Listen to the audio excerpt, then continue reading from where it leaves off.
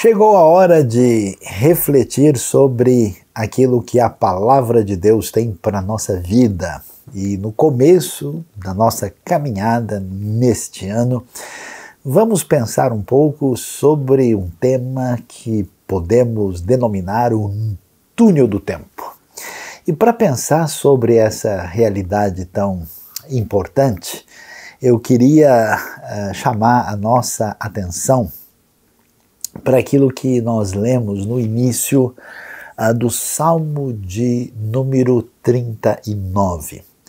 A Bíblia diz o seguinte: eu disse, vigiarei a minha conduta e não pecarei em palavras.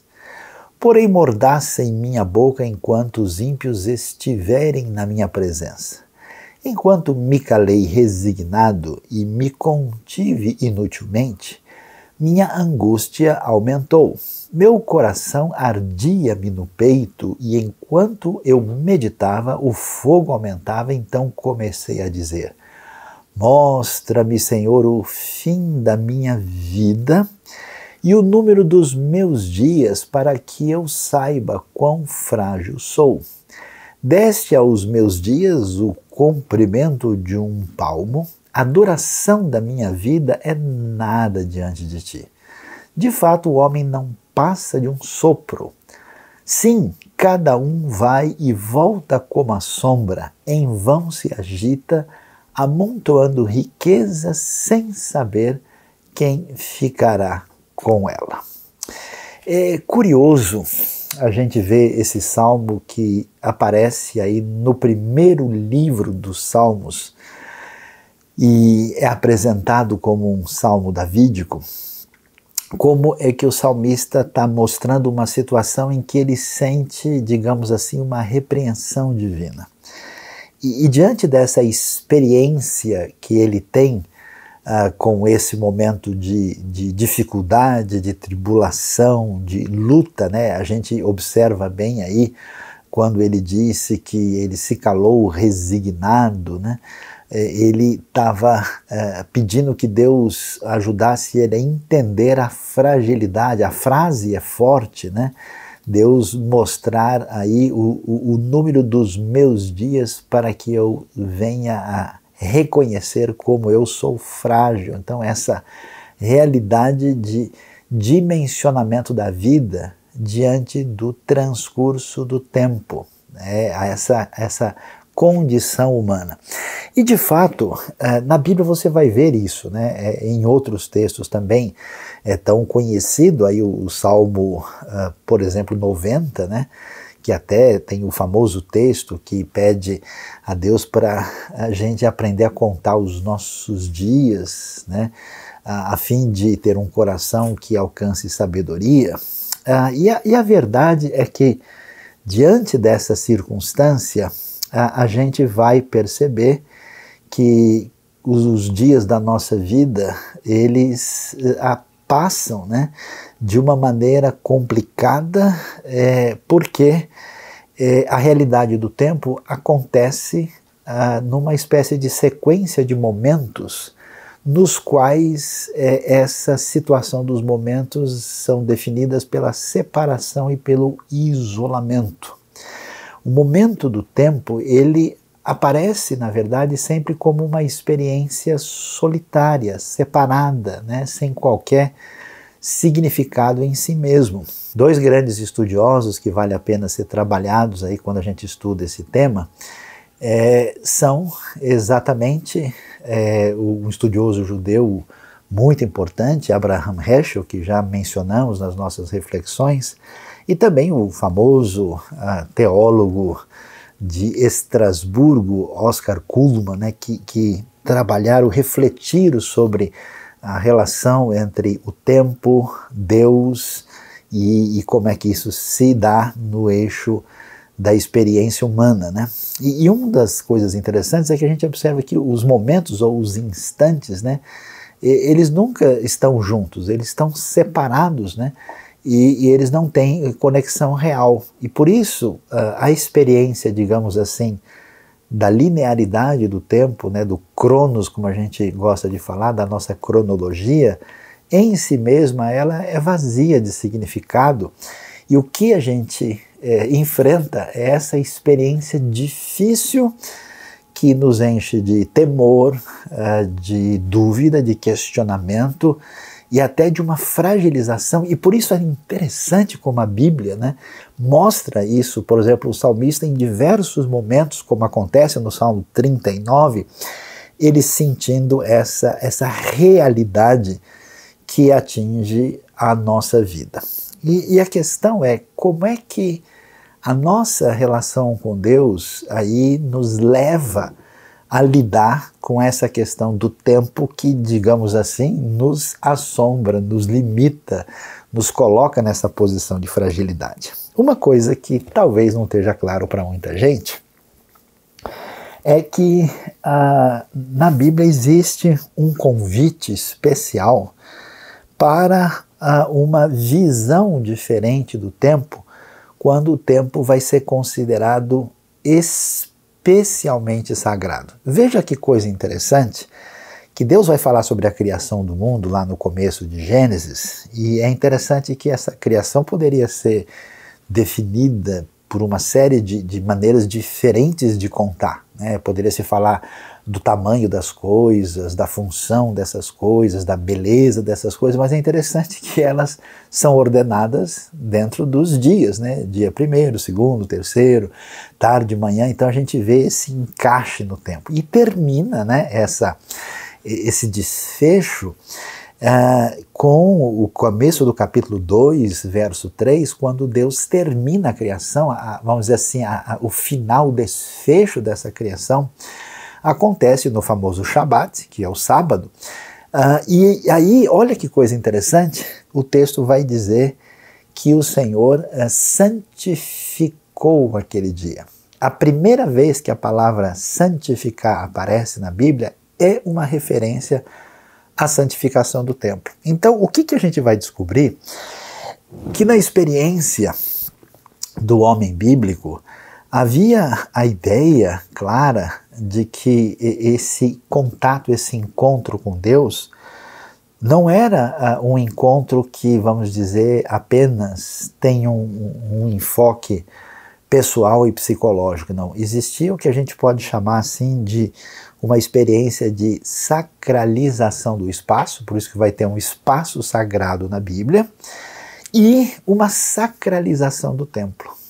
Uma sacralização do tempo, né? O templo tem a ver com o espaço, e a questão do sábado com as festas marcava isso dentro do eixo do tempo. Então, nesse sentido, existe o que a gente pode chamar aqui de um santuário, né, do contexto, da maneira como a gente lida com o tempo, marcado nas Escrituras de maneira muito especial, quando a nossa experiência dentro do tempo ganha essa realidade. E aí a coisa vai ter um sentido totalmente diferente, né?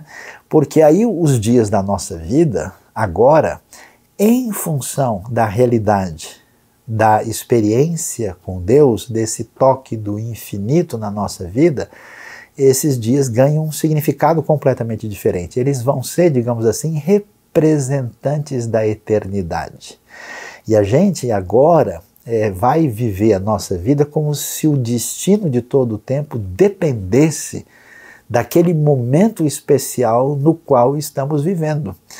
E aí aquilo que era assombro, receio, passa na experiência daquele que encontra Deus, e a gente vai ver isso na experiência das pessoas da Bíblia, nas poesias bonitas dos Salmos, nas vidas das histórias que se apresentam no texto, de uma maneira muito peculiar e essencial.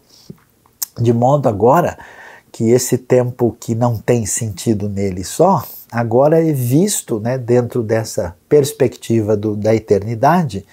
A essência desse tempo envolve essa relação de comunhão, de proximidade, de conexão diferente com Deus. Por isso que é muito curioso isso, e é bom a gente lembrar que no mundo pagão não era assim, né? Não tinha essa mesma conexão. Até no mundo pagão se tinha muito esse negócio de um lugar especial, de um santuário de uma divindade, mas o tempo nunca foi tão bem trabalhado como ele é na Bíblia.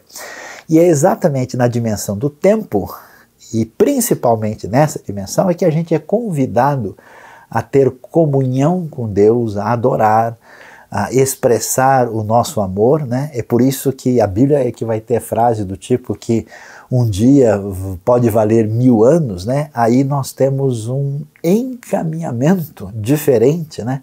Em que essa dimensão do encontro especial com Deus no tempo são uma realidade que se desenvolve durante a vida toda e para ter uma realidade significativa que marca, inclusive, a história, né?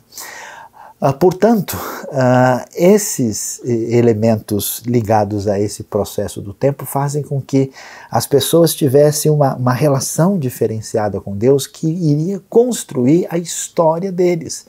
Essa história de relação, de comunhão com Deus.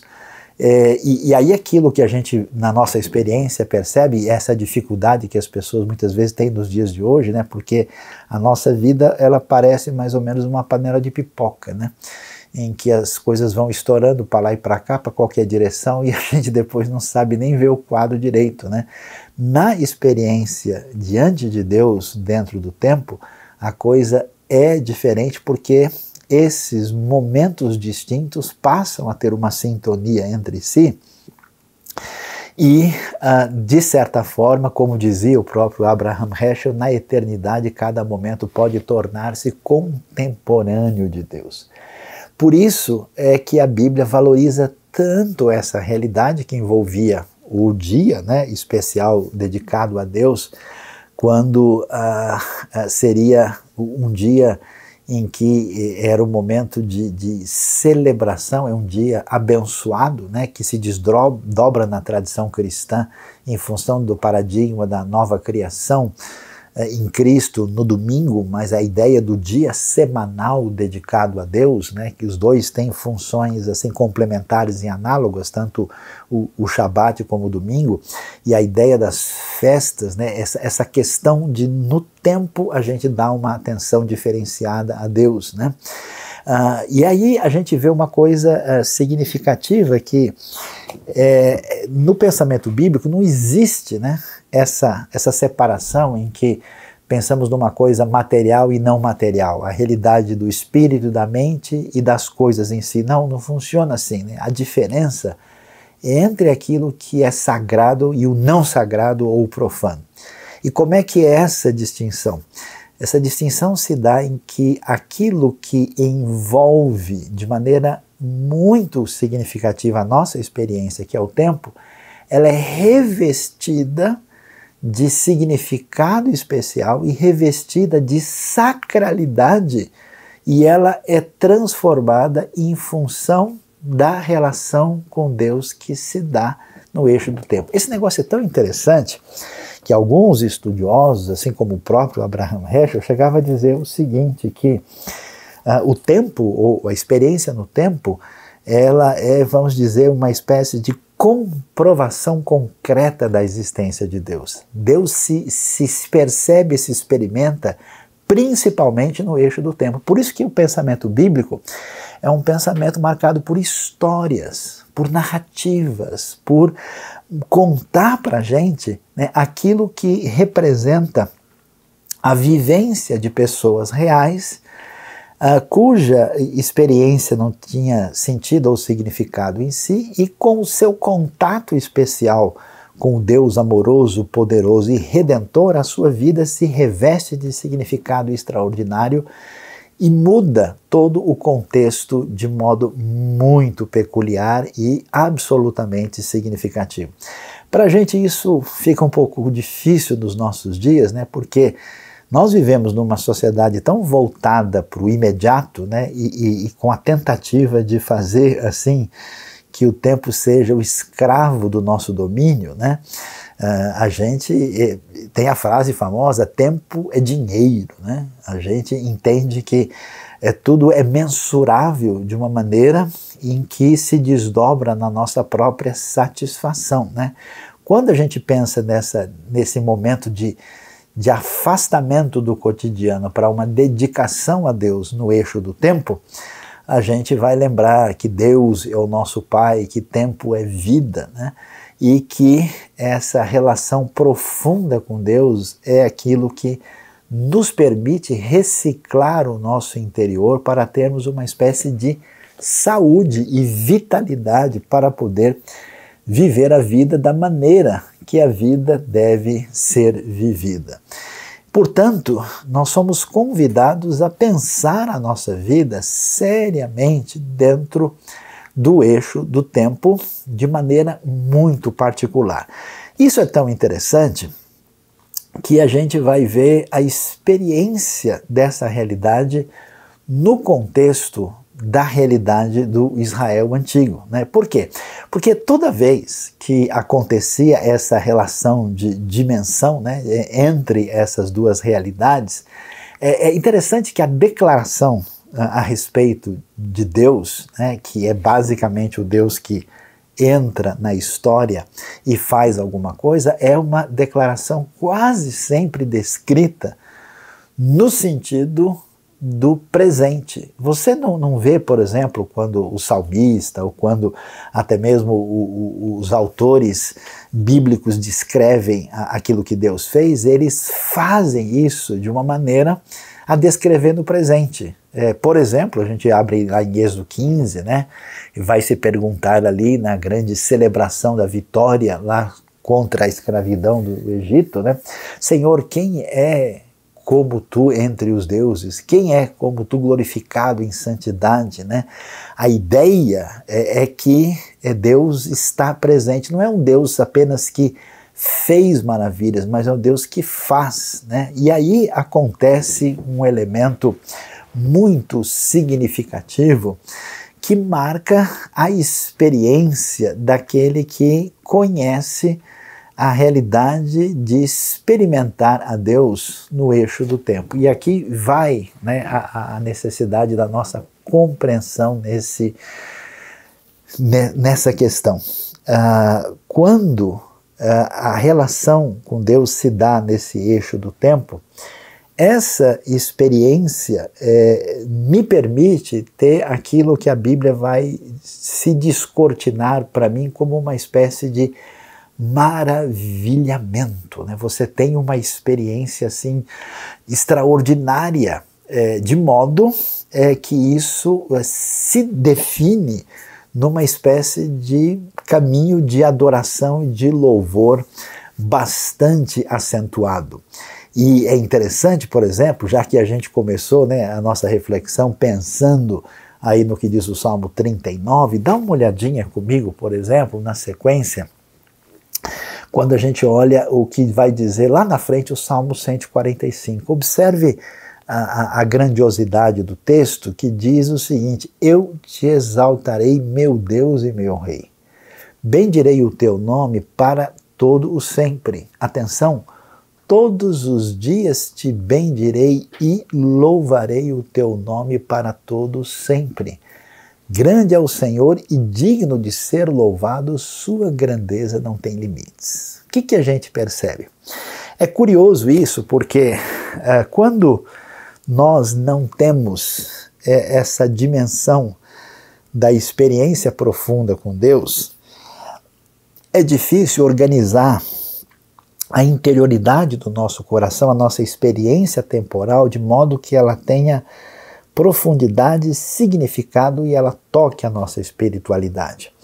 Mas quando esse contato com o Senhor, que é o eterno, atinge a nossa vida, como a gente vê nas diferentes e variadas experiências bíblicas, há um redimensionamento do coração, há uma reorganização da vida, há uma dimensão do toque do infinito no finito. E quando isso acontece, o que acontece no coração da pessoa? Acontece algo exatamente na oposição do caminho perigoso da religião. O caminho perigoso da religião é exatamente o caminho da pessoa que não tem qualquer experiência ou relação real com Deus e que se torna escravo de rituais mecânicos. A gente vai ver que os profetas se levantam contra isso. Jesus questiona esse tipo de coisa de pessoas que simplesmente é como se fosse, né, um esqueleto morto. Eles repetem determinadas fórmulas, sabe-se lá por quê. Quando você tem a relação com Deus, você vê o salmista aqui caminhando, né, nessa festa. Eu te exaltarei, meu Deus e meu Rei, bendirei o teu nome. E agora presta atenção. Todos os dias te bendirei e louvarei o teu nome para todo sempre. É curioso porque a tradição judaica, você vê isso já no Salmo 55, ela deu uma diretriz que a gente ora a Deus 3 vezes por dia, né, de manhã ao meio-dia e ao final do dia. Por isso você vai ver Daniel, né, orando 3 vezes por dia lá em Daniel capítulo 6. Né? Mas a questão não é simplesmente o orar as 3 vezes ou não, a questão é com que intencionalidade, com que dimensão interior isso acontece. E aqui você vê o salmista em festa, né? É festa semelhante à celebração do tempo, né? Que é exatamente o contexto onde a gente encontra Deus de fato, nessa dimensão que você vê desde a criação lá em Gênesis 2:3, quando se fala do 7º dia do descanso. Todos os dias te bendirei e louvarei o teu nome. E aí o que a gente tem, né? O Senhor é digno de ser louvado, grande é o Senhor, a sua grandeza não tem limites. E olha que coisa interessante, uma geração contará a outra a grandiosidade dos teus feitos, eles anunciarão os teus atos poderosos, proclamarão o glorioso esplendor da tua majestade e meditarei nas maravilhas que fazes, anunciarão o poder dos teus feitos temíveis e eu falarei das tuas grandes obras, comemorarão a tua imensa bondade e celebrarão a tua justiça. Você já observou o que acontece? Por isso eu queria começar a convidar você a pensar nisso, né, na sua relação qualitativa com Deus no eixo do tempo na sua vida, do seu encontro pessoal, profundo com Deus, não só que atinge você em certos momentos, mas que transmite, ou melhor, que transforma aquele momento particular numa espécie de relance da eternidade que traduz um significado diferenciado na vida a partir da experiência de Deus, de Cristo Jesus na nossa vida. E quando isso acontece, olha que coisa interessante, não existe apenas a invasão, né, do Deus infinito além do tempo na história que toca a nossa vida, a gente começa a fazer o quê? A criar história. Olha que coisa curiosa. Por isso que a Bíblia é um livro de histórias. Histórias que são contadas para a outra geração. Então essa invasão divina que dá um significado emprestado da eternidade que atinge a minha vida, ela ganha esse tom de festa e de celebração tão magnífica e extraordinária que o texto vai dizer isso. Uma geração contará a outra a grandiosidade dos teus feitos. Você vê, então, é uma festa que não tem hora para acabar.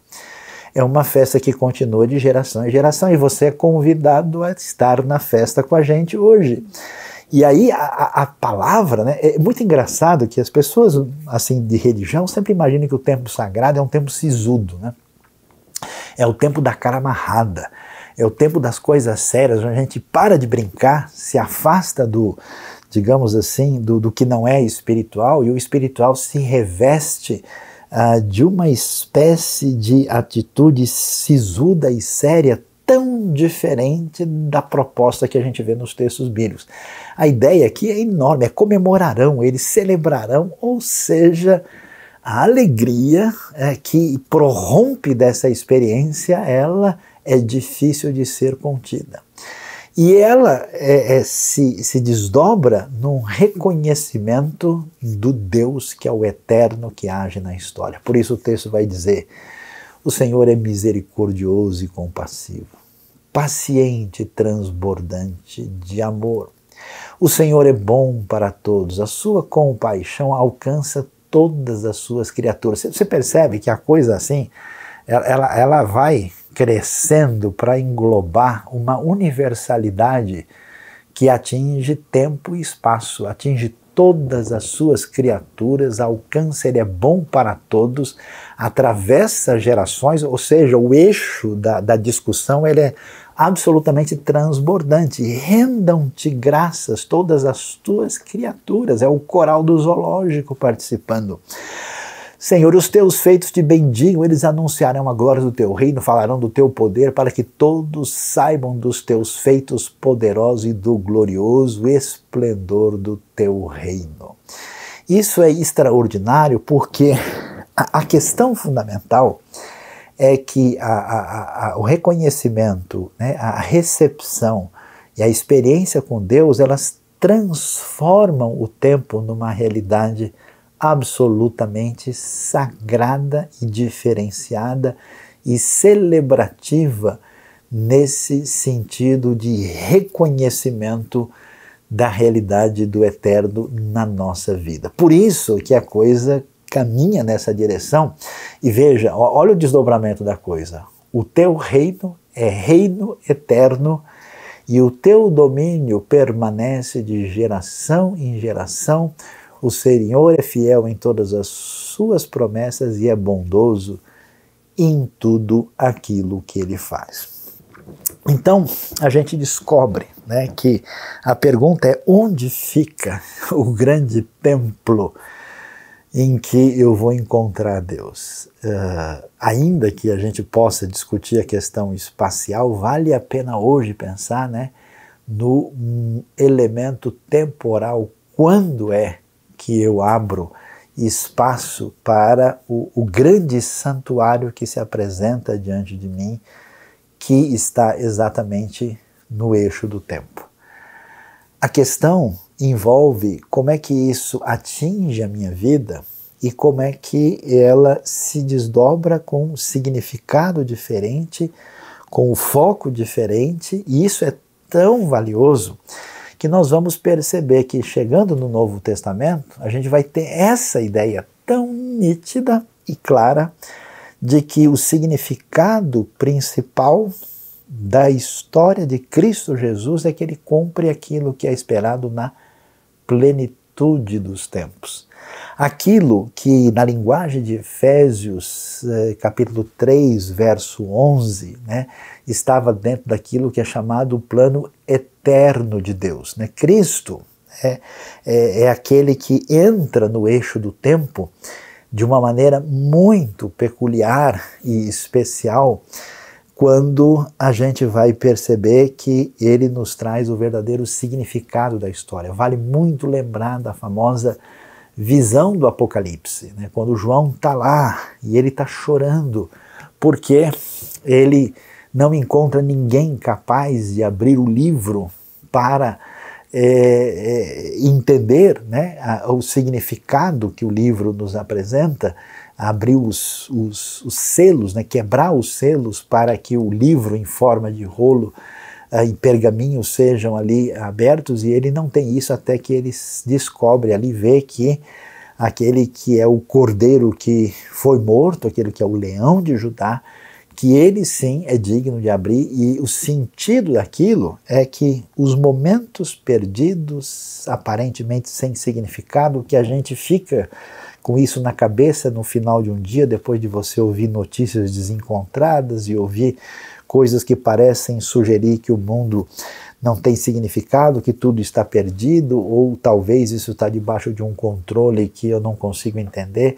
Toda essa situação, né, ela é remetida ao fato de que Cristo Jesus, o Senhor, é o centro da história e marca essa realidade de grande mudança de tudo a partir da realidade do tempo. Então a gente convida você a pensar nesse contexto importante de viajar pelo túnel do tempo.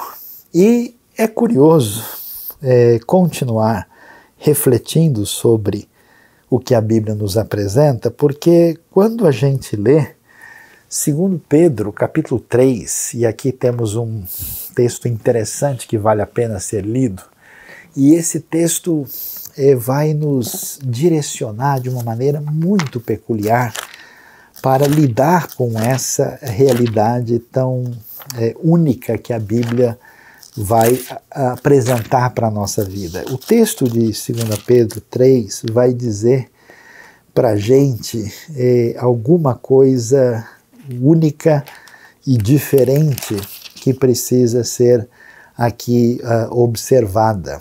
O texto vai nos falar de uma linguagem muito interessante de como lidar com a realidade daquilo que envolve a nossa experiência dentro do tempo. Então esse texto de 2 Pedro, ele vai trabalhar essa questão da ação de Deus dentro do tempo e ele vai falar sobre a questão do dia do Senhor, né? E que é o desfecho dessa relação temporal da ação de Deus na história. E ele diz, o dia do Senhor, porém, virá como ladrão. Os céus desaparecerão com um grande estrondo, os elementos serão desfeitos pelo calor, e a terra e tudo o que nela há será desnudado. Visto que tudo será assim desfeito, que tipo de pessoas é necessário que vocês sejam? Vivam de maneira santa e piedosa, esperando o dia de Deus e apressando a sua vinda, diz o texto. E naquele dia os céus serão desfeitos pelo fogo e os elementos se derreterão pelo calor. Todavia, de acordo com a sua promessa, esperamos novos céus e nova terra onde habita a justiça. É curioso nesse texto a dimensão que nós encontramos nas Escrituras falando que o Deus que domina o eixo do tempo, o Deus que nos convida a revestir de sagrado a nossa experiência dentro do tempo para transformar a nossa realidade e transformar a nossa experiência, fazendo dela história verdadeira no contexto da realidade que envolve esse reino de Deus. Ele nos convida a fazer duas coisas assim aparentemente diferentes. Ele nos convida a uma paciência que tem a ver com a plena compreensão de que Deus está no domínio de tudo. Então essa ideia de que a gente deve aguardar, esperar a vinda futura do reino de Deus, esse exercício de paciência que nos convida a uma quietude dentro do tempo. Você vê que Deus faz isso muitas vezes com pessoas que experimentam essa realidade divina na história, e nós somos convidados a fazer a mesma coisa. Mas o surpreendente é que ao mesmo tempo em que a gente deve aguardar, esperar, né, e temos aqui uma agenda divina que envolve elementos cataclísmicos e a redenção escatológica final, nós fomos chamados a fazer uma coisa curiosa, que é apressar o dia de Deus.